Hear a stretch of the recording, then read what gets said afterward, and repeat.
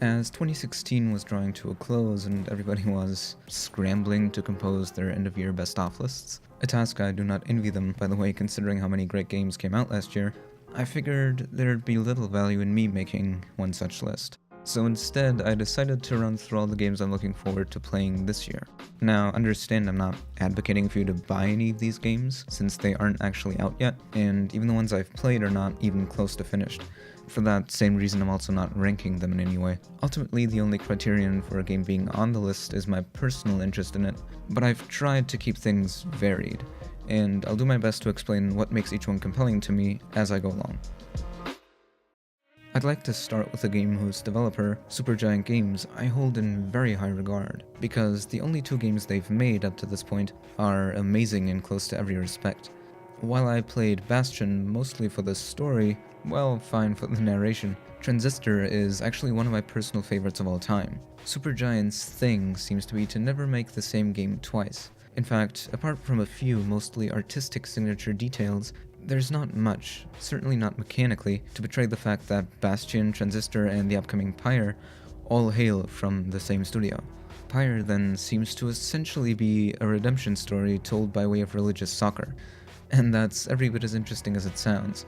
The game will center around you and a number of fellow exiles trying to regain your status in society by taking part in some sort of ritualistic competition that involves picking up a small sphere and using whatever abilities your companions have to get it into the enemy's goal, being careful all the while not to come into contact with any of the enemy team. In between fights, you're trying to learn new abilities for your party members, and I suppose forge connections with them.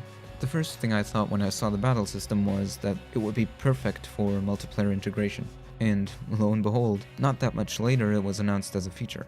It's local multiplayer only, which is a slight disappointment, but I'll take it over none at all. I adore the game's painterly aesthetic already, and the music, unsurprisingly, promises to be just as amazing as Transistor's and Bastion's was. I'm seriously excited to see how this one turns out. I expect great things. I hope I won't be disappointed. For Honor looks like it's a game fans of chivalry will gladly spend their time playing if you go by the setting and the fairly visceral combat in both games. Still, it's a fundamentally different experience. Despite the fact that it has quite a number of factions to choose from, all of them seem to rely on you acclimating to a more weighty, deliberate game feel than you might be accustomed to from Chivalry.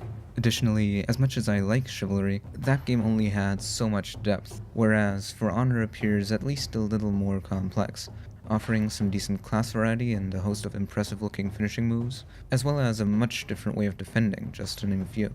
There is an open beta scheduled for some time in February, so with any luck I'll get to spend some quality time with the game then, but right now all I have to go off of are secondhand reports, though it is worth noting they were all extremely positive. The separate story mode that goes along with the game, in all honesty, felt like little more than a contrivance to be able to justify having a medieval game with knights, vikings, and samurai in it, though truthfully, I couldn't care less as long as I can be a samurai fighting a viking. I suppose I'm a man of simple needs. Speaking of samurai, martial arts is probably an underexplored concept in games, not just thematically but mechanically as well. Absolver dives deeper into the ins and outs of hand-to-hand combat than just about any other game I'm familiar with. It's an online RPG set in a rather intriguing mythical world, but what's truly impressive to me is the movement system, specifically how customizable it is. Attacking, dodging, and parrying are not prescribed in this game. You get to craft and then continually evolve and enhance your individual style of combat. You're given 4 basic stances to fill with moves of your own choosing that you can then chain together in whatever order you wish. The resulting series of movements invariably looks quite slick, as does the art style, I may add, but more than that, it looks authentic. It's not quite clear to me exactly how relevant the narrative will be, but in any event, the combat looks to be so engaging that I don't see this game needing to rely too much on its narrative to be addictive. As I started outlining a video that I'm not sure I'm actually going to make yet about my reasons for intending to buy the Nintendo Switch once it finally releases, I realized that at least a sizable chunk of the reason was this game, The Legend of Zelda Breath of the Wild. I'll be upfront about this. Much of my intrigue about this game is based in my never having played any of the previous Zeldas, but it does go a little deeper than that as well. In one of the episodes of his series titled Game Maker's Toolkit, Mark Brown pointedly remarks how guiding open-world games have become. Instead of encouraging the player to traverse the world by themselves, more often than not, they're shown a literal line on the ground, or at least an icon somewhere in the distance, to lead them to their target. Games that rely on you traveling large distances should, he feels, and I agree, get you legitimately excited about going somewhere and then provide you with just enough pertinent info for you to find your own way. But unfortunately, many simply fail to actively contribute to that much coveted feeling of adventure, providing not much more than some nice scenery along the way. Breath of the Wild, I'm hoping, won't fall into that same trap. I can't be sure, of course, but judging from what we know so far, the game seems to have all the ingredients I can think of that it would need to create a real feeling environment. The trailers and the gameplay don't just show Link cooking and hunting and swimming and climbing cliff sides. He's also faced with different climates, weather conditions, and landscapes. And not only are almost all of those things that, from my understanding, have never existed in a Zelda game, but they also make it abundantly clear that this game is not reliant on you following the main questline to provide you with lots of stuff to do. Even more telling, considering how vast the map is said to be, is that despite that massive scale, you can supposedly walk from your starting point in the game straight to the final boss. It's not advisable, of course, but the fact that you can tells us a great deal about the design philosophy Nintendo's approaching this game with. It should allow the world to feel truly dynamic and alive, as though things are going on even when you aren't around. Or at least that's the hope. There's so much hype behind this game already that it'll likely be impossible for it to live up to all of it. The sheer scale of the game alone makes it incredibly ambitious, and the fact remains that achieving complete non-linearity without relying on copious amounts of repetition is an inherent design obstacle many open adventures have yet to overcome. So I'm trying to temper my optimism, and yet, I have to admit, I can't help but be at least a tiny bit excited. The 5-second, slightly reductive but still appealing elevator pitch for Everspace would likely be the following. A roguelite dogfighting space game that, at the most basic level, strikes a very similar tone to FTL. Much like in FTL, you're in command of a lonely spaceship on a mission to fight and explore its way through a number of randomly generated sectors.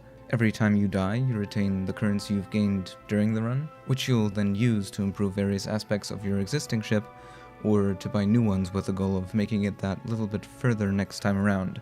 However, where FTL focused on strategic crew management for its gameplay, Everspace uses real-time combat with 6 degrees of movement. I'll admit it hasn't yet managed to draw me in quite as much as Elite Dangerous did, which is the only other game I've played that I could compare the combat to, but then again it's still a ways away from being finished, so I wouldn't pay that any mind just yet. Plus, as a matter of personal taste, Elite is a lot more visually and orally understated, which I happen to prefer. Not that Everspace isn't beautiful in its own right, the aesthetic is just a much brighter, more vibrant take on space exploration, and for some odd reason I like my space games to feel cold and dreary. There appears to be a story to Everspace, judging by the occasional bits of dialogue you get in the current build of the game, though as of right now I have absolutely no idea what it will entail, so I don't feel comfortable commenting on it. Children of Morta, by most metrics, is a fairly standard RPG that tells the story of a family living in a land that has been corrupted by an evil force, which you're tasked with hunting down and presumably destroying. I'm not quite sure. It's not exactly the most original premise for a game, I'll admit, but the execution leaves little to be desired. Every playable character handles completely differently, some focusing on blocking at the right times, others on agility, and others yet again on long-range combat. The game allows you to choose which ones to play and upgrade based on what type of combat you prefer. And to that end, the level design seems to accommodate all of those playstyles. I suspect there's some dynamic level generation going on to make that happen. If there is, it's quite excellently done though, because the levels never felt particularly random or excessively long, or as though there were unfair difficulty spikes as I played. I've noticed a few rough edges during the time I've spent with the game, such as the narration switching tenses for no apparent reason, but that's really a minor nitpick. Nothing as of now has managed to outshadow the competence displayed in other areas, the animation being prime among them, by the way. It's great to see a resurgence of pixel art games that don't just use their aesthetic choice to cut corners, but instead find ways to be expressive, maybe even a little unconventional and inventive with it. Children of Morta is one such game. I've not played too far into it. Generally, I like to hold off until games are finished, but this one has tempted me to go back and just play a bunch. That's about as much of an evaluation as I feel comfortable giving at the moment, but I think it bodes well. If you haven't heard of Cuphead at this point, well, you simply have to tell me what it's been like living on the moon for these past 3 years. But seriously, I'd be surprised if you had managed to miss it. The appeal of Cuphead doesn't require much explaining. It's essentially an interactive old-timey Disney cartoon. From the lively animations to the bebop-esque soundtrack to the strange bosses that look like they came straight out of a fever dream and move to the beat of the music, everything about this game screams commitment to that concept. I'm slightly concerned that the gameplay, from what I've been able to discern, doesn't look equally distinct or dramatically innovative. Much of it seems to consist of little more than running to the right shooting stuff. However, we don't have nearly enough information to say with any kind of certainty whether the entire game is built like this, or if it's just the opening levels. I have to admit I put the game on the list mostly on account of it looking incredibly just dapper and stylish and unlike anything I've ever seen. Not that that's enough to necessarily justify spending money on it, but it is enough to at least get my attention. The game is now slated to be released in mid-2017, which means the answer to that nagging question as to exactly how good it is tangibly close. Every now and then I peruse Kickstarter to find new games, and occasionally I back the ones that catch my eye, which I know I shouldn't because it's a gamble, but among the ones that I deemed promising enough to risk losing money on, Need to Know stood out the most. It's self-described as a political thriller, but in essence, it's a puzzle/management game in the vein of Papers, Please. Only instead of focusing on border patrol, it has you scale the chain of command of a hypothetical spy agency, all the while confronting you with ethical dilemmas at every step. Can I justify spying on this innocent citizen?